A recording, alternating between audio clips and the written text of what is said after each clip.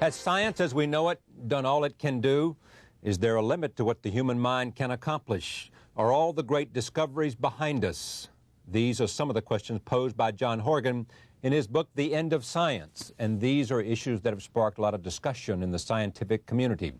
Joining me now for a consideration of the twilight of the scientific age, John Horgan, author of the book and a writer for Scientific American magazine, Michael Emenich, senior writer for Time magazine, who covers the world of science, and Dr. Jeremiah Ostriker, provost of Princeton University and professor of astrophysical sciences.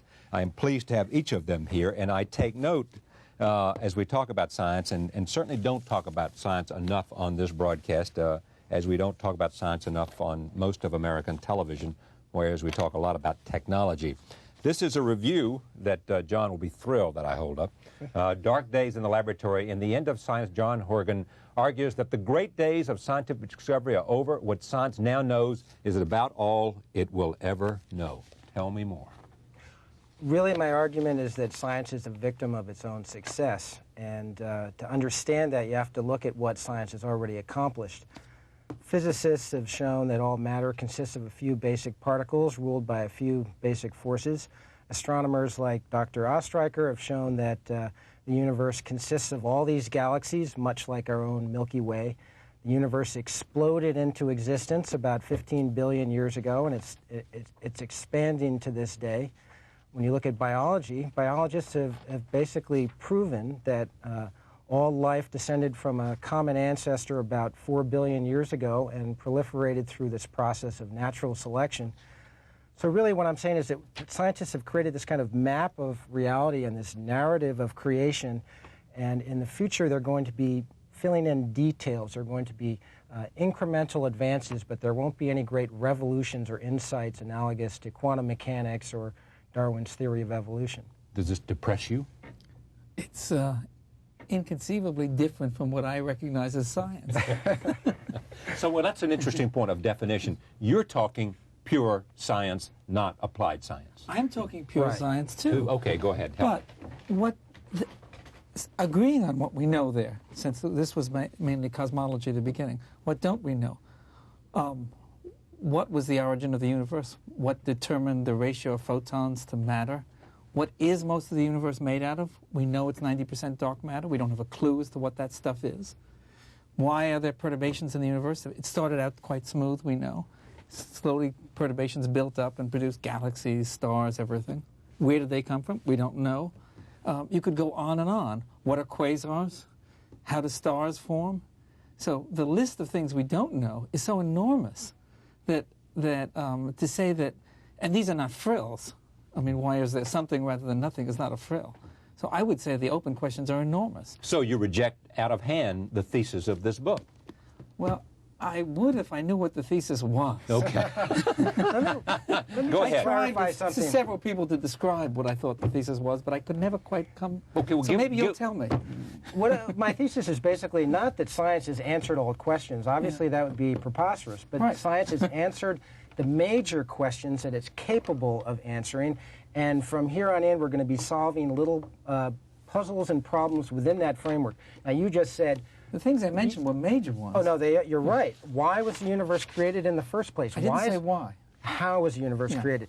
Why is there something rather than nothing? You can't get more profound than that. I think that's a mystery, and it always will be. I don't think science can answer that kind of question, and I think I try to make a case for that, and to me, physicists who argue otherwise really have to appeal to superstrings or other universes connected to ours by wormholes and all these extravagant things. There's a new number, which is the ratio of photons to protons.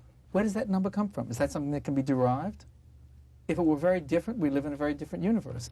Why were the perturbations that developed early on around 10 to the minus 3, 10 to the minus 4? That's a number. It's a measurable number.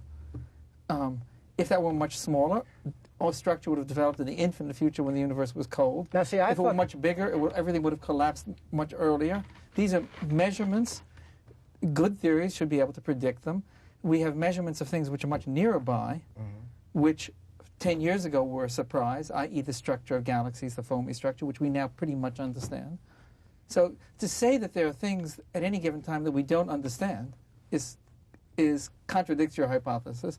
To say that that we'll never understand them is quite a bit of arrogance. Well, tell me this. Sorry, go okay, ahead. let Michael get in. Do you have something to say about this, Michael? Well, yeah, I do. I mean, a lot of this has to do with a matter of definition, I think. I mean, John talks about the great questions. How, in broad terms, how did the universe begin? The Big Bang.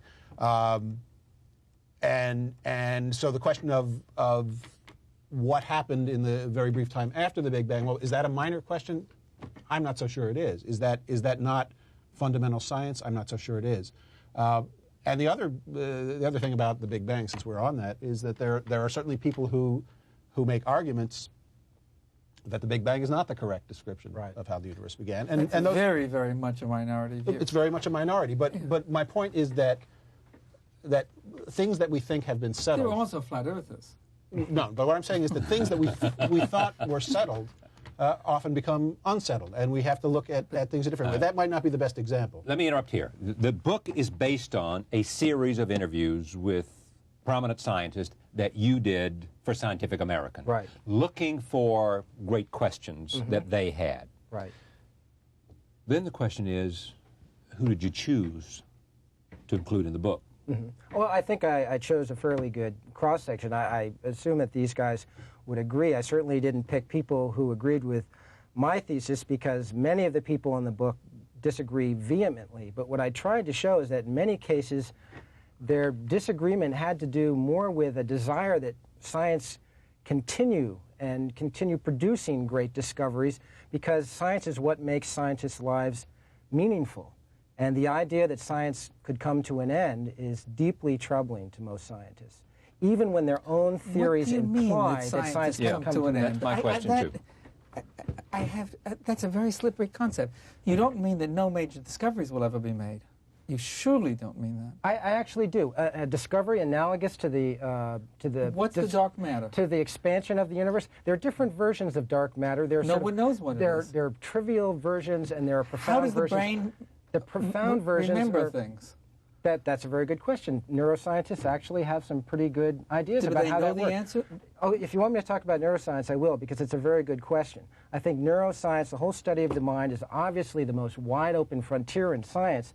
The question is whether people are going to get those great philosophical insights that they obviously yearn for. Those are the kinds of things that Roger Penrose and Daniel Dennett We could tick off the talk about. frontiers. I think what's going to happen is going to be incredibly complicated engineering diagrams. All right, let me That's interrupt what's and gonna happen. ask you, have you read the book? Yes. Okay.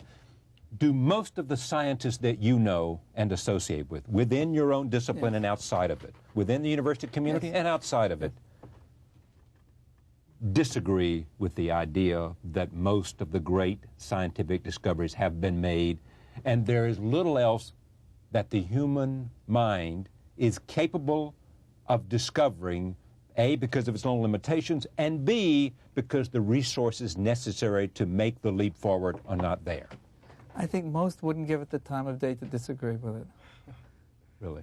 Yeah. Don't care. No, it's transparently silly because all you have to do is look at the history of science. You could say that at any time, and you'd always be wrong. And you have a wonderful quote at the beginning of your book on that, with Michelson saying that that almost everything that is going to be done has been done. This was approximately 100 years ago. Right. Why is there controversy about this, Mike?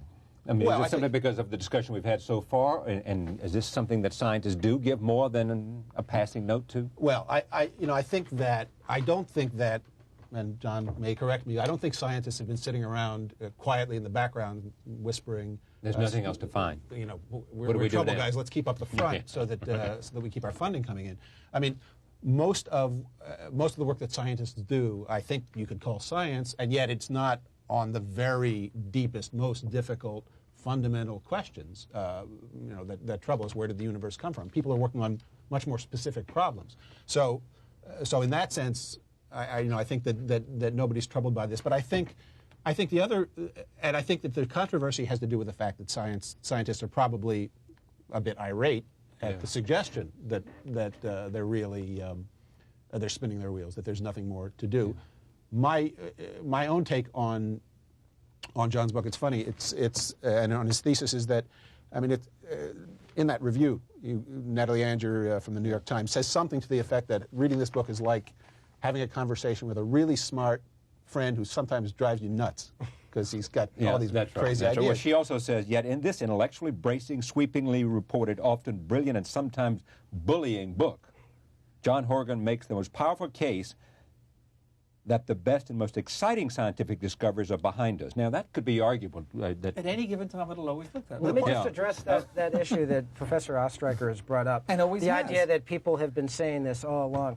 I think all of us grew up in this period of extraordinary progress. Really, the last 100 years has been an explosion of knowledge and technology. We haven't known anything but that. Also, progress in this country is almost like our secular religion. There's always another big thing just over the horizon. And so I think it's very difficult for people to accept the idea that progress might not be an intrinsic feature of reality. Cosmology has been revolutionized since 1990 But by one simple observation. The fluctuations which everyone postulated were there in the early universe were found. The Kobe satellite found them. Right. That completely changed everything. That's not completely the turn of the changed century. it. I don't think it completely changed anything at all. It basically Up until confirmed that point, that was a hypothesis. are you talking about the original became microwave the background? existence or- of the fluctuations. Oh, existence of in the fluctuations. 1960s. No, the fluctuations, not the 1991, background stuff. 92. But this Okay. is getting You know, most people Right. don't know what No. world Well, we're talking about my here. only point is that there are real experiments that make real observations and that come to real conclusions and that change the path, and they're happening now.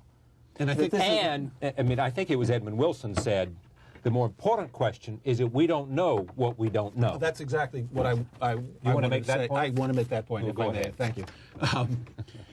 You know, John is right that we've lived in a period of extraordinary progress, and progress in science was slower before about 100 years ago, and it may well be slowing down again. Major discoveries. We may have discovered so much in the last 100 years that it's going to take us longer than we would like to answer some deeper questions. I mean, he talks about the superstring theory, the theory of all particles and forces in the universe, the things smaller than quarks, so small we can't discover them without an accelerator as big as the galaxy or something like that. But that basically assumes a sort of a failure. It's a failure of imagination. We do not know what new types of devices we may invent 50 years from now that will help us to answer these questions.